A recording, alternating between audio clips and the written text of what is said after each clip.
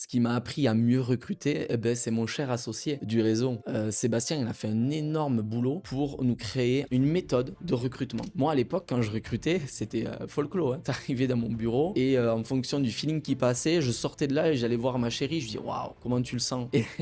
Et alors, du coup, déjà, elle était gênée. Mais en plus de ça, je me retrouvais très souvent avec la mauvaise recrue, quoi. Aujourd'hui, quand je recrute quelqu'un, il y a un process, mais qui est d'une densité qui est incroyable. Et ce qui fait que, un, je mets une autorité de dingue sur moi et sur l'équipe du club. Et deux, je me retrouve avec des personnes beaucoup plus engagées, beaucoup plus motivées à faire le travail. Et surtout, quand ils démarrent, ben, ils savent ce qu'on attend d'eux et ce qu'on ne veut pas d'eux non plus. Donc en fait, ça me fait gagner un temps fou. Alors après, il y a tout le sujet onboarding, etc., qui est hyper important. Mais sur le recrutement, c'est d'avoir une méthode clé dans laquelle je vais avoir tout ce que je ne veux pas, les red flags, ça s'appelle comme ça, mais ils sont cochés, ils sont listés. Il y a une liste de points et à la fin, c'est factuel. C'est factuel, même s'il y a de l'émotionnel dedans, parce qu'en gros, il va y avoir aussi des choses à laquelle on va attribuer des points qui vont être au-delà de la technique, qui vont être sur l'humain, la personne. Donc on garde tout, mais on a quelque chose de factuel et c'est ce qui a fait vraiment la différence dans mon recrutement.